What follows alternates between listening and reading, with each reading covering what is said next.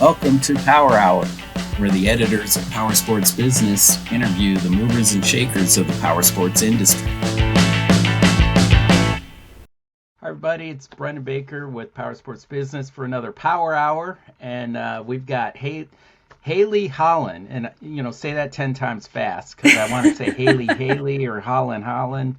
I knew a guy named Hollis. At least that's what he said his name was. But Haley Hollen, and she's from Lead Venture, which is also the parent company of Dealer Spike, and they've just come out with a great new white paper, The State of the Dealer, talking about all these things that dealers can do, what success can look like for dealers in 2026. But Haley, welcome, first of all.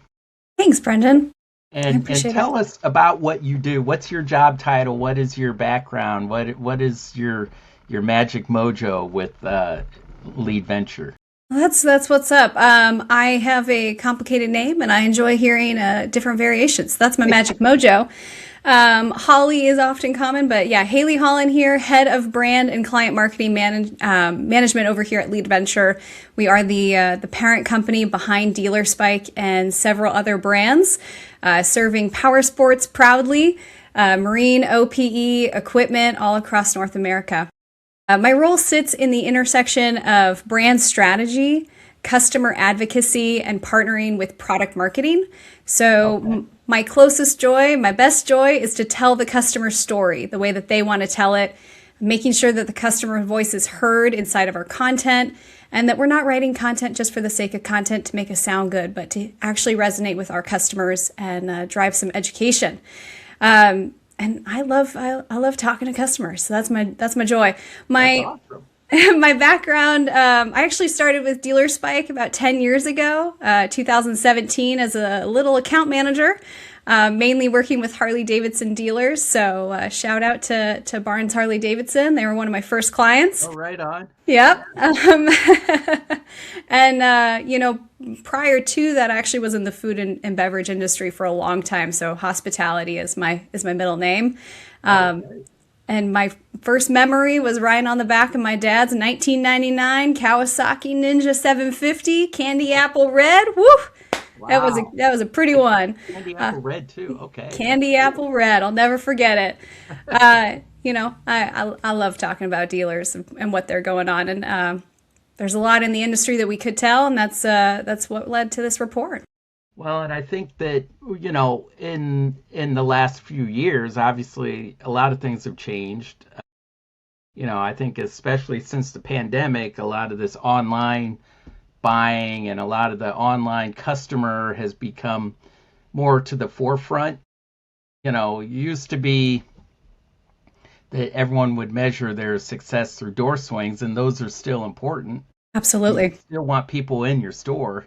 Yeah. But you have to also treat the people who are visiting and browsing your website, and those are shoppers too, right? So, it's how you kind of take that funnel of shoppers and how you treat them and I don't know, I wouldn't say massage them. That sounds a little bit too perverse, but you want to be able to at least be able to help them through a journey that maybe they don't know that that's what they want. You know what I mean? Like, I think shoppers, and I know myself as a shopper, I'm always online looking at stuff, motorcycles, cars, you name it, mainly on like junky websites like Facebook Marketplace. I'm really bad at killing lots of hours looking at stuff I'll never buy on there, but I'm thinking about it. That's why God created a shopping cart. Yeah, you just keep adding to it. My shop. I heard a story once of somebody on Amazon. I think it was someone my wife worked with. They had, and I'm guilty of that. I put all this stuff in my shopping cart, but that's just a placeholder. It doesn't mean I'm buying it. But somehow this guy hit buy and bought everything in his shopping cart. I would have to take out major loans to be able to pay for all the stuff in my cart. Ooh, I would welcome the day that somebody would just buy my shopping cart. That sounds great. I know, wouldn't that be ideal? that should be a game show or something. That should What's be a on game your show. shopping cart today? Yeah, right now it's all the things that I need for the planting and growy season, so we can get our tomatoes in the ground. We just built four new garden raised beds out of cedar. Nice. So I need a new saw bit. I just got attachments for my lawnmower because I'm obsessed with mowing my lawn. Mowing your lawn? Well, it's one of those things. It can be very therapeutic, I think, mowing It's the lawn. yes, it's good for my mental health to be Yeah, outside. yeah. Our next big investment we've got targeted is something to have fun in. We've wanted a travel trailer for a long time, so that's also in a proverbial shopping cart, more like a dream Oh, board, trying to yeah, find the right one that fits with our car and yeah, is good for two people. Pull over the side of the road. We live near Mount Hood or in Oregon, so yeah. anytime we can go camping or get outside, I'm here for it. I know your colleague Ronnie has like a Sprinter van or whatever, and I've talked to him like, dude, that's the ideal thing that I want. The Sprinter van with the little, just me and my wife, maybe the dog, probably the dog, Probably the dog, probably yeah. just me and the dog. The wife probably wouldn't go. She'd be like, nah, it's too cramped in there. But just like simple traveling, say, maybe hook up the bike on the back, a little cargo thing, but. Yeah, dreams. You got to Dreams. have them. Yeah. That's what keeps this country going is having I these dreams absolutely. that may or may not come true, but you keep aiming for it, right? Yeah, And it's so, funny. I've got a dream board right above me because I write out all the things that are high on my list. I've got a vintage Chevy. I want a Chevy Corvette if I could get one. I have a sweet spot like for how old vintage, cars. nowadays you depending on how far back you want to go, but they're I vintage now, I like in the 80s, pretty I much. know, I So, know. I'm considered vintage now. Don't say that loud. ah, Um, I like my mom was born in 1960, so I really dig the 60s. So early 60s Corvette or a Camaro oh yeah, right. or a Shelby Mustang. Oh, mama. Yeah, Yeah. yeah, yeah. I I could get mean, down with that. I would take a knockoff of one of those. My dad had a 69 Mustang Fastback. No, it was 67 Fastback, and I barely remember it. It was like purple. I guess I rode in it when I was a little kid, and my stepmom was driving it, and I was in a drawer in the back. Like they didn't have car seats. They just had a drawer out of my whatever my bedroom, and they stuck me in a drawer on a pillow, and my stepmom's doing 100 miles an hour up the road. She was That used to tells me that's driving probably pretty safe. Volkswagens and didn't know they went that fast. She's like, she got pulled over and was like, I didn't know it went that fast. So I was That's the born with dream. speed in the blood, I guess. you know um but shopping, digital shoppers, going back to this whole thing, like there's uh we need to start really looking at what is the behavior of shoppers today. So I'm going to pull up kind of the report that you guys, and we can kind of go through a few of the points here, Sounds and I'm going good. to see if I can try to, okay, share, oh, screen. So I'm not real good at this, but I think I can figure it out. Okay, allow. I have done it in the past successfully. Okay, here we go. You just let me know if is it showing up at all. Let's see. Part of it's showing up. I see. Part. Wait, I gotta I put. see a portion. Oh, is that too? Hmm. Alaska looks great on this end. Yeah, right. I think it's too. Oh, I see. Maybe I need to. That There we better. go. That looks good. I don't know if it's. Maybe I need to change the view on here a little bit. Let's see. Okay. Um, so yeah, I don't need to be on the executive summary part here. How do I? Oh, I gotta go over to. Sorry for the. Here we go. State of the industry. Um, but so this was this report is many 34 pages long, so it's not something, it's not just like a one pager or two pager thing that you really can dive into it. Yeah, And that was the intention. It was not meant to be it's just a single page. It's something completely different than we've ever done before. This is for your listeners' sake, this is the very first white paper based off of real dealer spike accrued and aggregated data from our dealers, and actual stories and attributed pieces from our dealership partners and dealer 20 groups. So this is the first time that we've done something of this magnitude. And I'll, give her credit. My content writer, Sarah Huang, she managed to organize this big body of work in a short period of time, which is something to be proud of. Yeah, I mean, yeah, to deal with that much data and to collate it and to just be able to organize it in a way that makes sense for anything, Yeah. Data, like I would say, you can collect a lot of data, but What do it's you how do do with you it? use it? Yeah, What do you yeah. do with it? What do you do with it? What's the story? How do you turn it into something understandable? How do you remove the layer of complexity that oftentimes I feel like when we put numbers in front of people's faces, we're trying to make something simple sound fancier. And there's no need to do that. So we've removed the layer of fanciness and tried to just speak plainly as possible, but providing ample data to back up those claims. And surprisingly, it came in at 34 pages. And that's us cutting it down. So there's still more data to tell. There's still more story to tell. But to put it into a hopefully digestible format, Yeah. we put together this report. Well, and one of the things that I'm looking at here is the purchase loop here that I Yeah. was looking at earlier. Explain what that's really about, if Yeah. you can. Yeah, the purchase loop is based off of what we've seen in automotive, right? Automotive, Google put together micro moments of how people buy. And we've translated that into how people are buying, mainly power sports, because that's our flagship vertical under the Dealer Spike umbrella. But no one starts, they don't wake up in the morning and go, I know exactly the unit that I'm going to buy. And if they do, bless them. They're few and far in between. But everybody starts somewhere at the same spot within their searching space. And that's how, what, where, why, and can I buy this thing?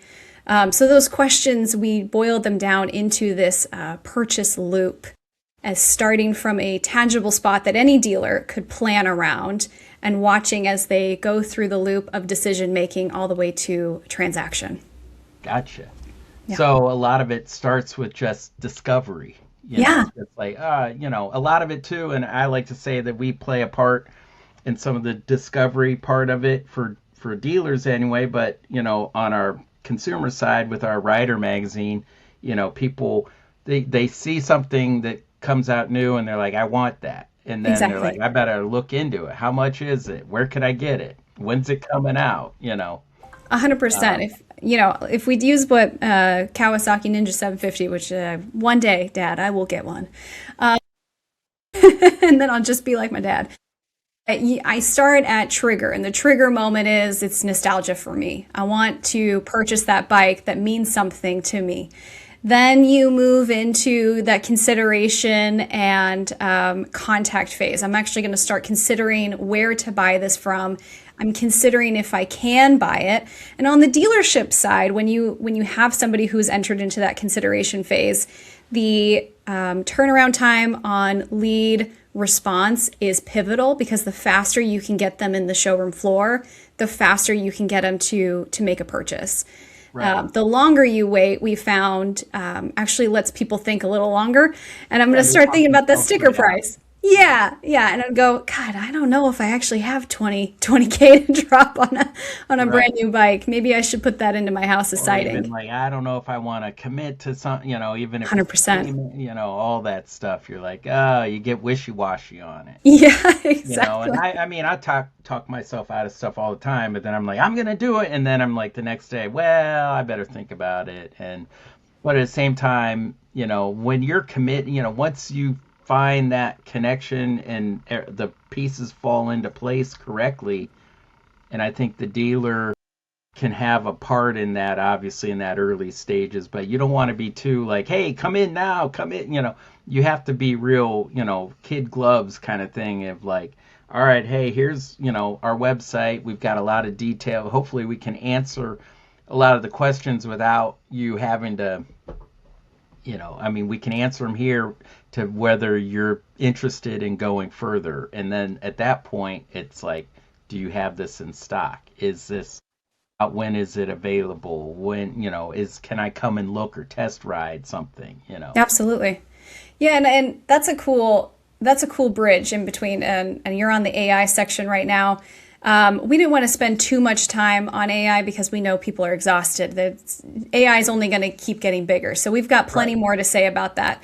We took We'll get back to that at some later point, but yeah, AI, we know people are using it, both customers and dealerships, Yeah, everybody's using it. yeah. But I mean, the one sentence, overview on the AI section in that report is people are using AI to find you, but you can also use AI to find them and Yeah, also that's a increase the good point. intelligence of your ads. So AI is a two-way street. And it doesn't have to be seen as the enemy. It doesn't have to be seen as the replacement. It can seem as a supplement to what you're already doing inside the dealership. And I think AI, it's always is like that initial upfront, but then maybe it's the handoff to the human part that has Yes. to be smooth. Yes. Yeah. Yeah. You can't have a good strategy or what good looks like in this day and age without having human element. I've been sharing this with a few dealers, but it's almost like we're going back to the basics, what we used to talk about 10 years ago of, be real, be authentic, be on your website, show faces, bringing the human back. I feel like we went through the pandemic and human was kind of stripped from our strategy and we were all about how to be more efficient, how to sell more, how to push more. Oh my gosh, we're running out of inventory so fast.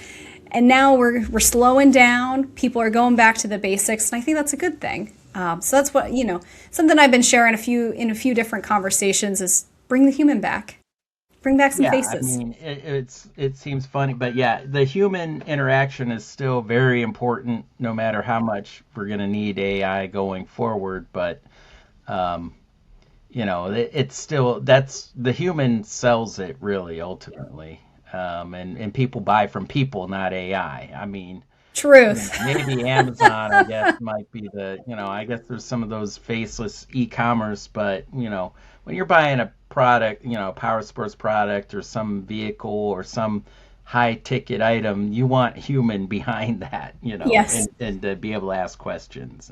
Yeah, you absolutely do. Yeah. So now let's go down to this part about the um, where did I? Oh, the after hours. Yeah. This was a big thing that I wanted to talk about was how people are 54% you see are in the funnel are searching on websites. They're doing a lot of their browsing and shopping after the doors close, and I think that's an important thing because really, if a dealer is set up right, they should be able to like essentially even when they're not open some of their other tools and things are and if their website's set up correctly will sell it and give them the leads for them the next morning or whenever they it kind of feeds the funnel at that Yeah. point. Excuse me. Yeah. So a little context. About 4.5 months ago, we were posed with a question if we even had something to say.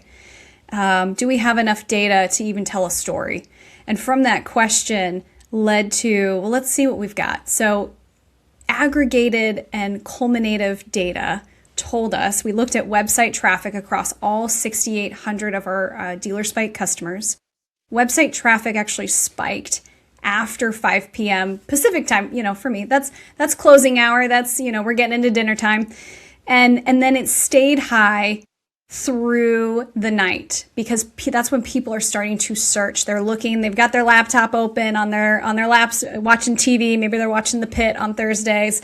Not a paid sponsor. My wife watched it. I haven't seen Highly it. recommend it, Yeah. friend. It's great. But you know what it is. You're starting to scroll. You're looking for the thing that you've been thinking about all day at work. You open up your laptop after hours, and the data told us as much. So we saw a resounding 54% of website traffic happens after 5 p.m.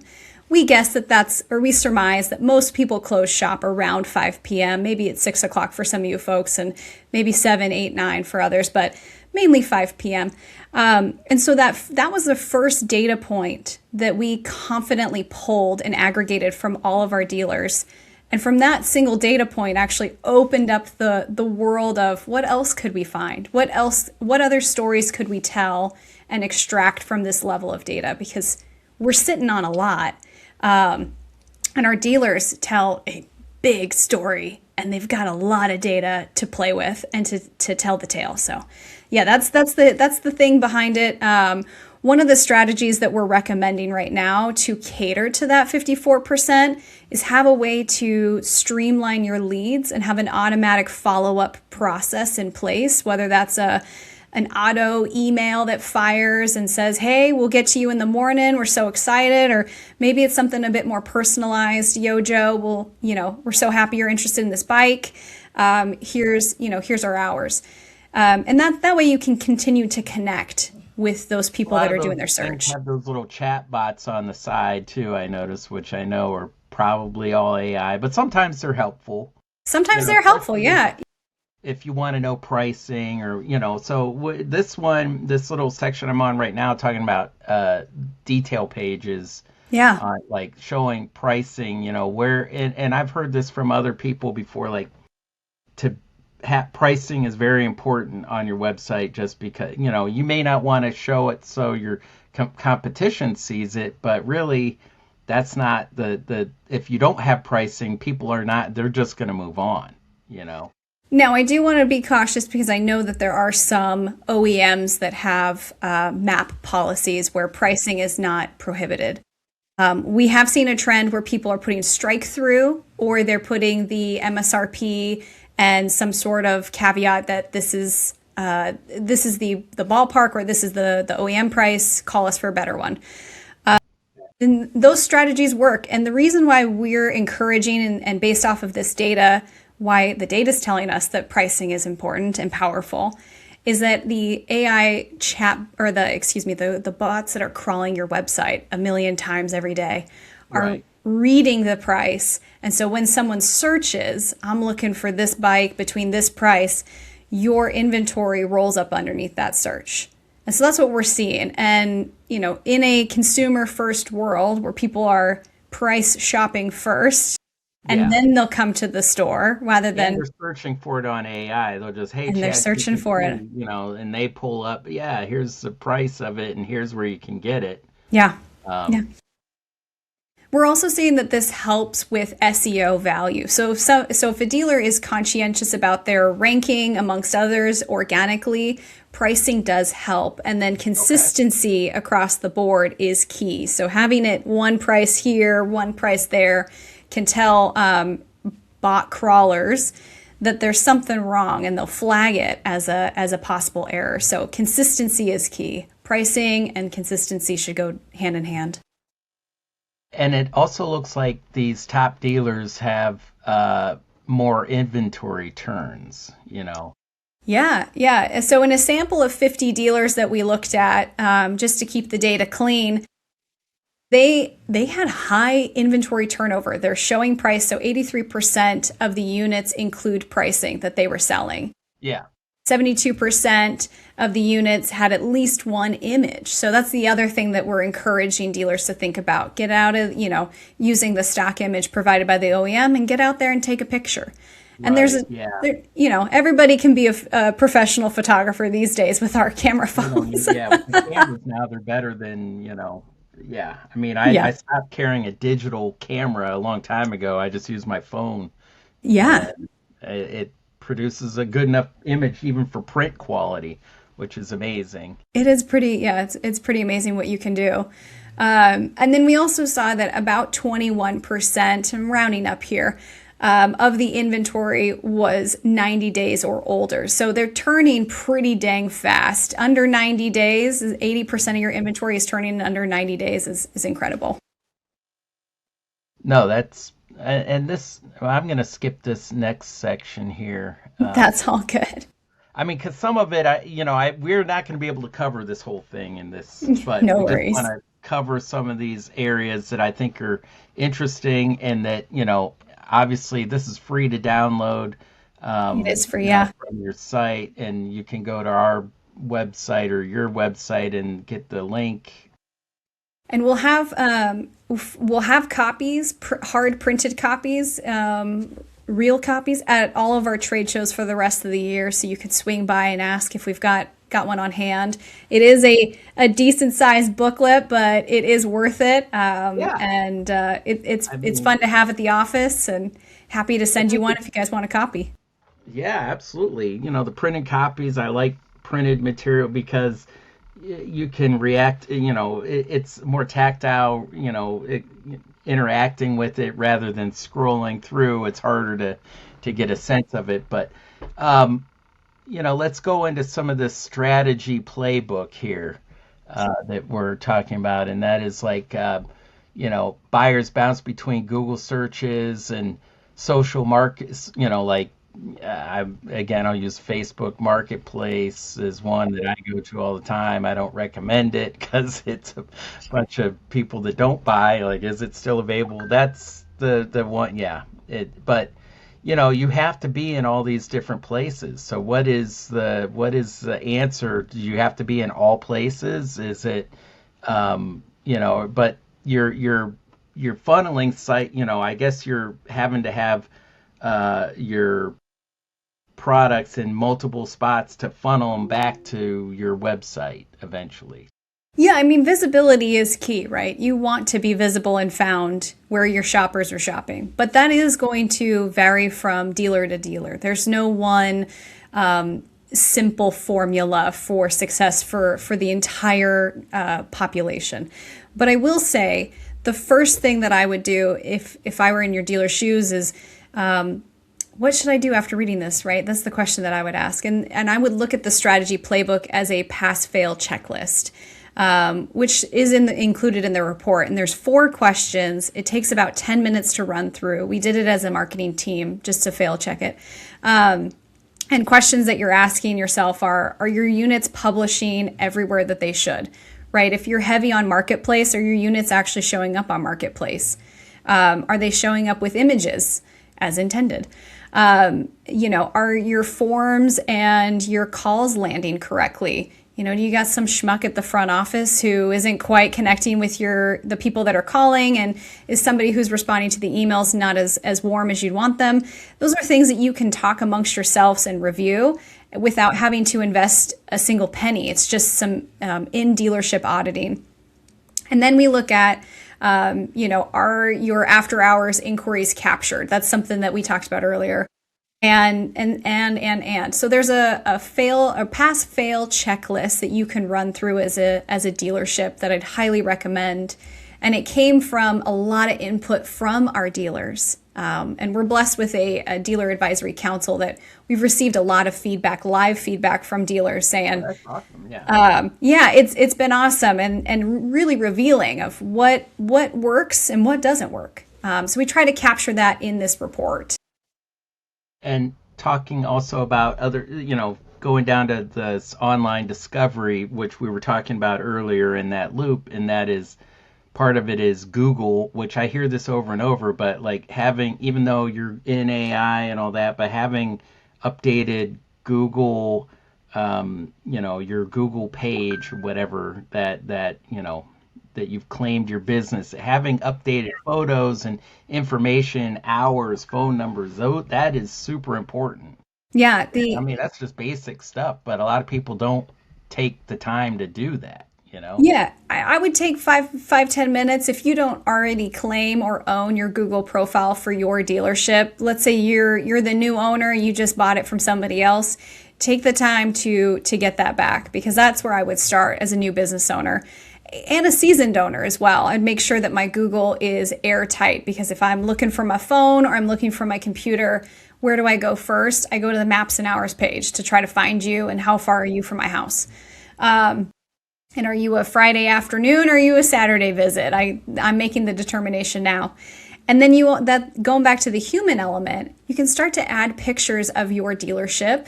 So you can help me vision where I'm going, but also envision the dream. And you can bring pieces of your inventory out, put it on Google. I encourage Facebook as well. Facebook, Instagram, TikTok's hot right now. My plethora of family members are very much into TikTok. Yeah, I had it. I had to delete it. It was wasting too much time for me, and I'm It like, is addicting. it was too addictive. I'm like, Yeah. I don't need this in my life right now. I got too much, and but I could see why people, and I've known, on the tool side, I knew somebody that was selling like 50 grand a month in tools right off TikTok.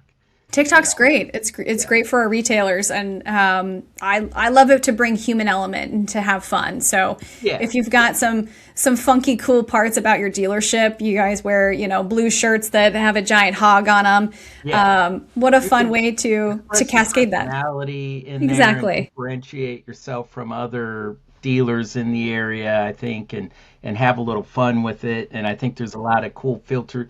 You can do it on others, but I think it's especially cool on TikTok to be able to do that. Um, I like but in all those things you have to look at, and then don't be something you're not. That's the other thing. 100%. Yeah, Don't take it.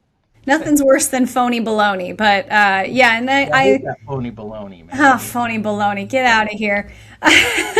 Yeah, that's just a bunch of hogwash. That's right. That's right. But yeah, no, I like for our power sports dealers, I love Instagram. It's not a place to do a lot of retail, but it is a place to bring connectivity and humanity to your brand. Yeah, And that's what it is at the end of the day. Any GM, any sales manager, any marketing manager within a dealership is a brand manager. You are in charge of your dealership's brand. yeah. And Got a being service found, special or something like that. You can get on Instagram there and do that's a right. quick video and post, and I think those things they're important. I look at them and I see those things as like, okay, that is enticing for people that want, like, all right, I need to get this done. It's spring, I gotta all the service work that needs done. I should really start thinking about it. So it's part of that discovery phase. Absolutely. Yeah. Okay, let's see here. What else is kind of caught my eye? And I know if I go through something too quick, you can always stop me. But create a customer-centric approach. This is where stores lose deals due to slow follow-up. And I think this, I loved this section, and this is probably going to create some chaos and some controversy of, well, let's territory. let's stir it up. I want to hear what, but Listen, if we love Pied Piper, PSI Pied Piper, and the reports that Fran O'Hagan's putting out, and yes, absolutely. what his reports say is that some OEMs and some dealerships are slower than others in responding, and in this consumer first age where people are fast decision makers, they want all the answers right up front. A Right. slow follow up process is going to cost you. So being quick but personalized, being speedy but not And slicked not back push. salesperson, and not pushy but quick to respond and quick to be helpful is going to win in this day and age. We saw those that responded in under 24 hours, 47, almost 48% higher leads and better quality leads. So you're seeing people actually want to work with you more when you're Yeah. quick to respond to them. And Fran has even said like the people that do well in these that and it doesn't cost you any more to follow up quickly, but you do like twice as much business. Exactly. Yeah. And so this is like the low hanging fruit.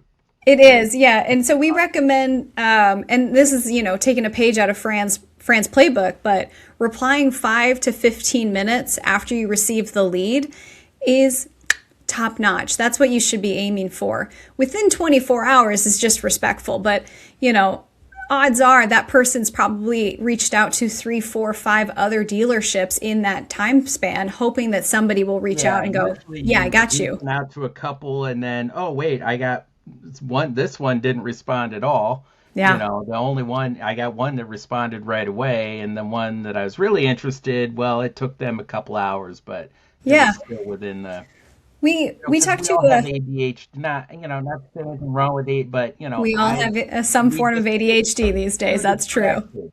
Yeah, It's the that's true. distraction economy. Yeah, I talked to a consumer a while ago about their experience buying a new unit, and she was walking me through. She reached out 6 different dealerships in her area, and then took a chance and went about 50 miles outside of her location. And she was based out of Eugene, Oregon, 50 miles south of her. And they responded first. But everybody in her central area just ghosted her, or they waited a week to respond with something pretty generic. And that person that was 50 miles away from her responded within minutes. They responded quickly. They responded personally. They were like, "We've got you. Come on in. When are you ready?" And that's who she ended up buying from. And so that's what that's what we should all be aiming for, is fast and personalized with the human touch.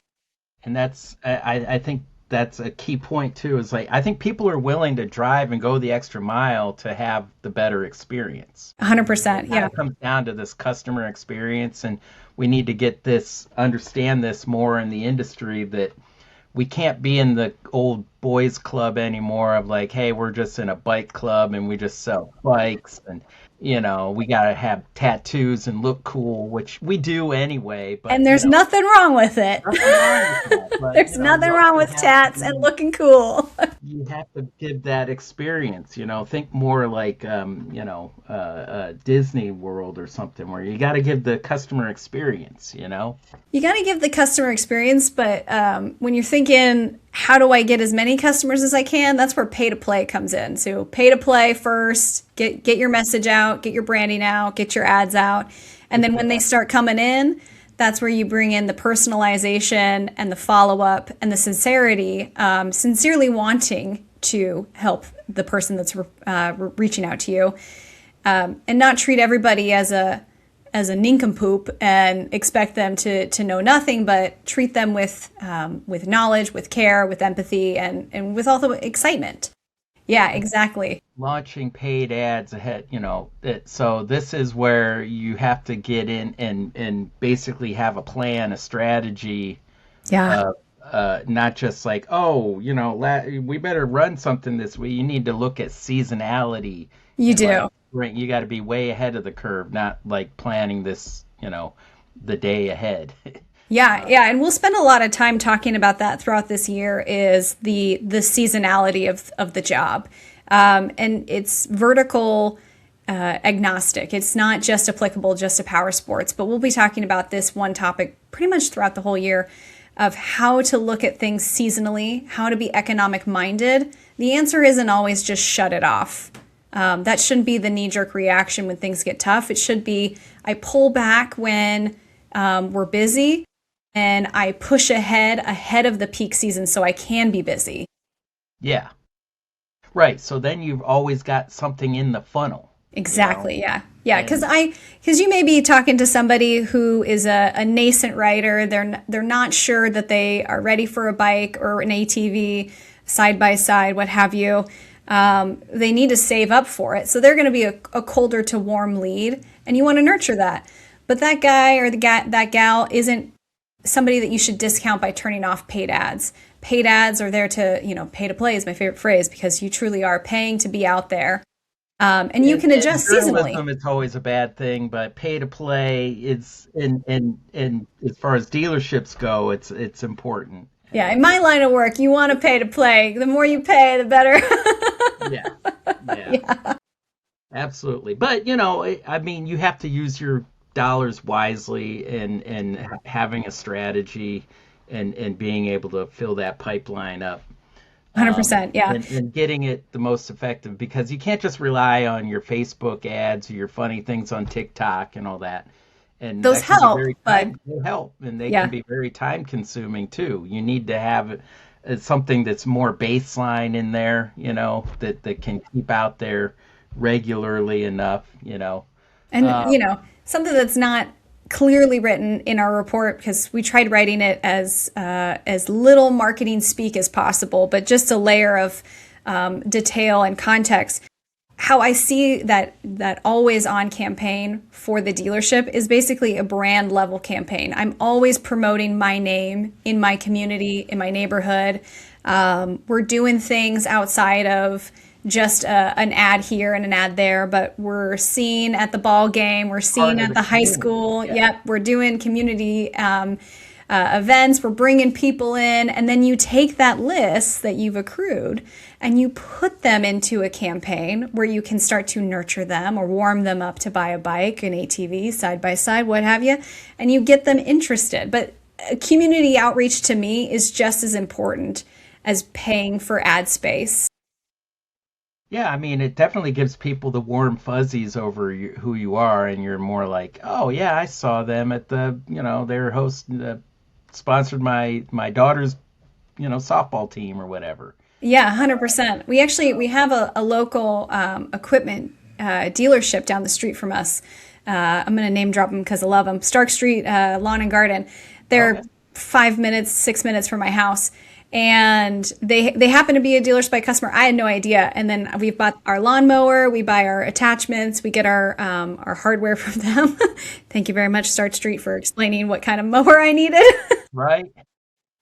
Are you a electric mower or the gas mower? Because we're in the city limits of Portland, we got to do the electric. Uh, does We're Portland make? Are they? They're doing electric. Yeah, we got an electric blower, which uses the same power pack as our other hand tools. So it's Yeah. a Ryobi, and it's great. I love it. Um, it has a kick, but but they were awesome because we got a postcard from them. I had no idea that we had someone so close, and I've driven by them. I don't know, with blinders on, I guess, for the last 5 6 years. We've just always defaulted to go to Lowe's or something. And here Right. they are just down the street in a postcard. And then we saw them at the local high school where we go and run the track. And we saw them down the street. And it's like, community events are just as powerful as paid ads because you're starting to bring in those local buyers. Right. Yeah, absolutely. And you get to engage more with the community, and yeah, and then you're like, hey, I'm looking for, or my cousin Bob, is Exactly. looking Yeah. for. Yeah. Um, okay, so let's go down to this real quick here. I'm trying to see what else. Okay, recap what looks good. Let's go to this strategy cards here. Okay, so let me see if I can you see this well enough? If not, I can read it out because if anything, this is the thing that I love about this report is that we took all of that data and distilled it down into an easy few bullet like report card for you to proverbially take out of this Okay. report and run with. So what's changing, right? There's faster decision making, the faster decision cycles, higher sensitivity to availability and price. Demand is polarized between premium and value buyers. So you're talking Yeah. about someone like myself who's, Yeah. I know one model and I know that I love it, but maybe it's not right for me. And that's where, you find dealers are the ones to help me. Buyers are expecting different things now. They've got higher expectations. They also want to be the smartest person in the room. So that's something to take into consideration where AI can help and hurt. Quick answers on availability and condition and price, easy to use filters so that someone like me can get on your website and easily find what I'm looking for. Right. Um, Yeah, that's important too. If there's too much, if it's too it's too jumbled much. around, you're like, what? I I'm don't want. out. Yeah, Yeah. if I've got to go through 19 different layers of filtering to find the thing that I want, Right. I'm out. No, thank Yeah. you. Yeah. I love on-site search because I can put in the things that are in my head and the right keyword mix. And I love to see genuine photos. And what I like even more is genuine videos. I like seeing someone like walk around the unit so I can start visioning what I'm going to look like on it. I do think that's a good idea. Especially if it's in the store, because Yeah, that then shows they're in the store, they're looking at that unit, buying it from you, right. not just from the OEM that's got it on their website that you can do the little 360 loop. And You that's can all do, well and fine, but you see it in the store like, hey, it's here right now. You can get this one or one yeah. like it. Yeah, you can, and you also can do so much with it, right? You can create ad content out of it. You can put it on your Instagram. You can put it on TikTok. You can start connecting the dots, and it's not a wasted piece of photography or videography just on a listing, but you can use it for more things. And then, let's identify what breaks the most these days, right? Inconsistent inventory fields, stale availability. You've had the same bike on for 2 years. Come on now, you don't really have Yeah. that bike anymore. Right. Get that And that's thing off part, like, there. you got to have somebody that's in charge of that, keeping up with it, because if your stuff on your website isn't matching what you actually have, Yeah. that's an issue. It's an issue, and if you need some good DMSs, we've got some recommendations. Yeah. Yes, absolutely. We look at search result page or SRP routing that forces extra clicks. So you just want to make it as easy as possible for your end user to find the stuff that they want, to get them in your store even faster. And then the last thing on this little report card is the highest impact bet. So what are you willing to bet? And not the Gen Z bet. But standardize the inventory experience so buyers can quickly and confidently find the right unit. Exactly what we've just been saying this whole interview is just help them find the stuff that they're looking for, and Yeah. in as few How are as you going clicks to as use it? possible. What do you want to do with your bike? Are you looking, again, because people may think they know what they want, but they don't necessarily. They think they want this, but that's not really the better option for them. So, again, I think, not to go harp back on the AI thing, but even your website can help channel that, funnel that into more like, okay, well, I think this might be what I'm interested in. And then you can follow that up with some human interaction with them, and then maybe get them in to take a look at the unit. Once you get them maybe narrowed down, or narrowed down to a couple of different ones. Yeah. And Uh, AI doesn't have to be scary. And we're not asking for anyone to change their business practices really. It's more to be aware. What should you be aware of right now? How is AI interacting with your business strategy? Not necessarily and hopefully impacting it, but just how is it interacting with it? Going back to the beginning, going back to basics. It's keep your website up to date, keep those hours up to date. NAP, name, address, phone number, all should be consistent throughout. And bring some human faces. I love when I see a dealership who has their staff pictured, so I know exactly which sales manager I'm going to be working with today, and I know who to talk to or who to ask for. I see Tony on the website. I'm calling Tony and going, "Hey, Tony, I got questions for you, man. Help me you out." want to know that there's really a Tony there, if Um, he's, yeah, that you can yeah, talk to that person. 100%. Yeah, give me some human faces. Let me know who I'm working with, and help me know if the unit that I've got some cash burning in my pocket. So can I spend it? I want to spend it. Don't make me wait too Absolutely. long. Especially now, right now, when people are getting their refund checks and all Yeah. that, people are, and from what I'm hearing so far is that things are starting out pretty good, better than last year, so that's a good sign. But I think that we need to definitely get more on board with, these things that we've outlined here, that you've outlined so well for us, and just, you know, and not to harp again, not going back to AI, it's not all AI. These are about simple things, strategies that we can do that, even if you didn't do AI, if you can do a lot of these things. What So, I what I find most fascinating about the recap section of this report is if you scroll through the section that you're in right now, oh, okay. the impact of our solutions, you won't see AI in here. These are salt of the earth, basic solutions that people should be doing every single day. Yes, we are just like most people, most SaaS companies are leaning into AI and how it can help dealerships, and we're looking from a lens of helpfulness, not replacing and not completely blowing up your business strategy. But where could it help? There's some areas that it absolutely can help. But you'll notice that what we've listed out are things that you could use every single day and that people are already using every single day, and they're yielding great results. So no need to reinvent the wheel.